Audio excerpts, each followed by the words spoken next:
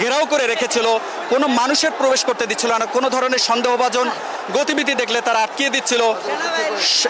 এরই ফাঁকে কিন্তু চাংখারপুলে আমরা দেখিয়েছি যে আন্দোলনকারীদের সাথে পুলিশের ধাওয়া পাল্টা ধাওয়ার ঘটনা ঘটে। সেখানে সাউন্ড গ্রেনেড সহ পুলিশ তাদেরকে ছত্রভঙ্গ করতে নানা ধরনের কৌশল অবলম্বন করে। তবে আমরা দেখলাম যে দুপুরে 1টার পর থেকে একেবারে আন্দোলনকারীদের জোয়ারে পরিণত হয়েছে শাহবাগ।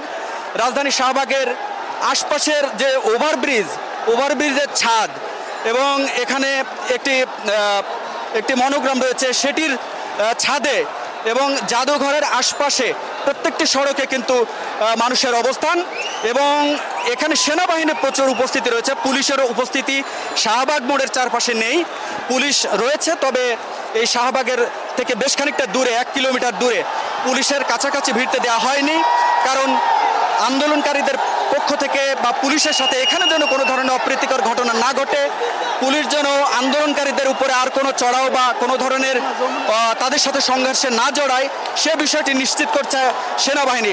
এবং আমরা একটি বিষয় এখানে খুবই স্পর্শকাতর দেখেছি যে আন্দোলনকারীরা সেনাবাহিনীর সদস্যদেরকে জড়িয়ে ধরে তারা তাদের এই অবস্থানকে, শান্তিপূর্ণ অবস্থানকে তারা সাধুবাদ জানিয়েছে।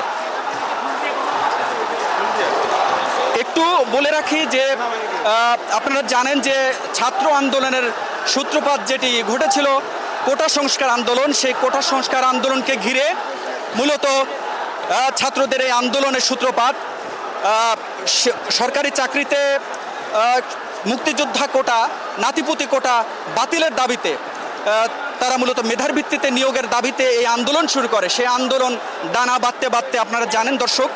তারপরেও একটু বলে রাখি যে বিভিন্ন পর্যায়ে বা ঘাত প্রতিঘাত উপেক্ষা করে আজকের এই আন্দোলন গণজমায়েতে পরিণত হয়েছে রাজধানী শাহবাগের এই উপস্থিতি জানান দিচ্ছে যে হয়তোবা আজকে তাদের যে দাবি, তারা বলছেন, এখানে উপস্থিত শিক্ষার্থীরা বলছেন তাদের দাবি আজকে পূরণ না করা পর্যন্ত তারা এখান থেকে আর রাজপথ ছাড়বেন না।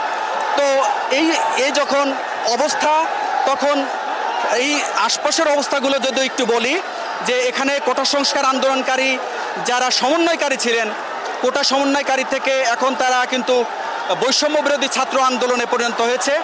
কোটা সংস্কারের দাবি পূরণ করেছে সরকার, তারপরও নানা ধরনের সহিংসতায় বা নানা ধরনের পুলিশের সাথে সংঘাতে অনেক ছাত্র মৃত্যুর ঘটনাকে কেন্দ্র করে